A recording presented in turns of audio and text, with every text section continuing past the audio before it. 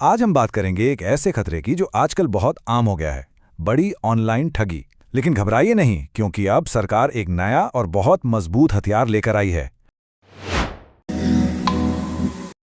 तो चलिए बिना देर किए समझते हैं कि ये क्या है और ये आपकी मेहनत की कमाई को कैसे बचा सकता है। स्क्रीन पर इस नंबर को जरा ध्यान से देखिए। 10 लाख रुपए। एक पल के लिए सोचिए, आपकी सालों की मेहनत, आपकी बचत एक झटके में कोई ऑनलाइन फ्रॉड में उड़ा ले जाए। ये सिर्फ एक नंबर नहीं है दोस्तों, ये हजारों लोगों की कड़वी हकीकत है। ये एक बहुत ही सीधा सवाल है। अगर भगवान न करे आपके साथ ऐसा कुछ हो जाए तो आप कहाँ जाएंगे, किससे शिकायत करेंगे, क्या आपको अपने पैसे वापस मिलेंगे भी या नहीं? अक्सर इन सवालों के जवाब बहुत मुश्किल और परेशान करने वाले होते हैं, लेकिन अब शायद एक बेहतर जवाब हमारे पास है। तो चलिए इसे हम 5 आसान हिस्सों में समझते हैं। सबसे पहले हम देखेंगे कि असल में ये चुनौती है क्या।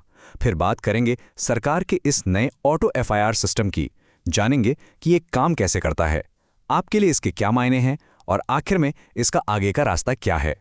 तो सबसे पहले बात करते हैं असल चुनौती की।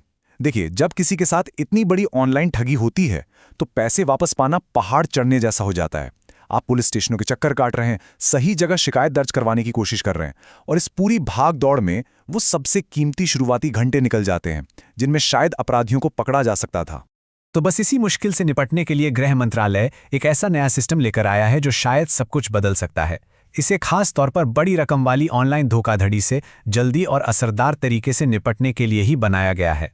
और यही इस पूरे सिस्टम का सबसे ज़रूरी और सबसे पावरफुल हिस्सा है। अब अगर आपके साथ 10 लाख रुपए या उससे ज़्यादा की ऑनलाइन धोखाधड़ी होती है और आप हेल्पलाइन 1930 या फिर cybercrime.gov.in पर शिकायत करते हैं, तो आपकी शिकायत अपने आप ऑटोमेटिकली एक एफआईआर में बदल जाएगी।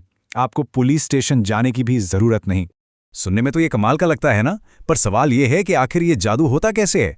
मतलब ये पूरा सिस्टम असल में काम कैसे करता है। चलिए इसकी प्रक्रिया को थोड़ा और करीब से समझते हैं। इस सिस्टम को समझने के लिए सबसे पहले हमें जीरो एफआईआर को समझना होगा। ये एक बहुत ही काम की चीज़ है।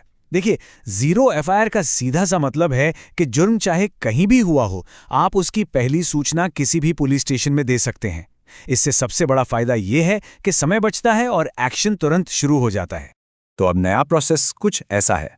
स्टेप 1, आप 1930 पर कॉल करते हैं या ऑनलाइन पोर्टल पर शिकायत डालते हैं। स्टेप 2, अगर नुकसान 10 लाख से ज़्यादा का है तो सिस्टम खुद ब खुद दिल्ली में एक जीरो एफआईआर दर्ज कर लेता है।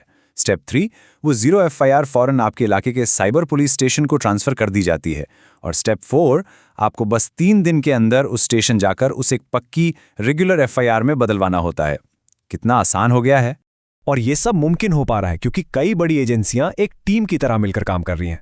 I4C का पोर्टल जहां से शिकायत आती है, दिल्ली पुलिस का EFIR सिस्टम जो उसे दर्ज करता है, और NCRB का नेटवर्क जो देश भर के क्रिमिनल्स का रिकॉर्ड रखता है। ये सब आपस में जुड़े हुए हैं। मतलब जानकारी रॉकेट की स्पीड से एक दूसरे तक पहुंचती है और एक्शन तेजी से होता है।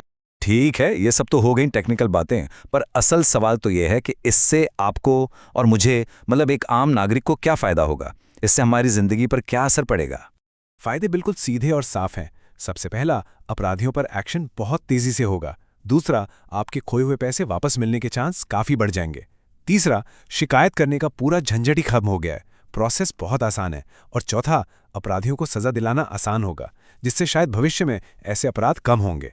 तो ये पहल तो बहुत अच्छी है, पर इसका भविष्य क्या है, यह भी किस स्टेज पर है और आगे क्या होने वाला है? इस बारे में खुद केंद्रीय गृह मंत्री अमित शाह का कहना है कि ये पहल जांच को रफ्तार देने के लिए बनाई गई है। ये दिखाता है कि सरकार इस मुद्दे को लेकर कितनी सीरियस है और साइबर क्राइम के खिलाफ एक मजबूत ढांचा बनाने के लिए पूरी तरह से तैयार है। और सबसे अच्छी खबर यह है कि ये सिर्फ कोई कागजी प्लान नहीं है।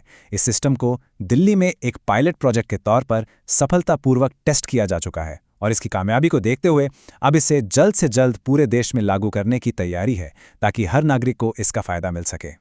तो हम आपको इसी सवाल के साथ छोड़ जाते हैं।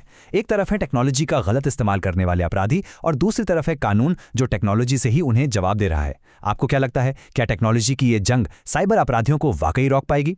ये नया सिस्टम एक बहुत बड़ी उम्मीद जगाता है, पर असली जीत तभी होगी जब हम और आप भी ऑनलाइन दुनिया में पहले से कहीं ज्यादा सतर्क और जागरूक बनेंगे। Thanks for watching. Like and subscribe this channel for more videos.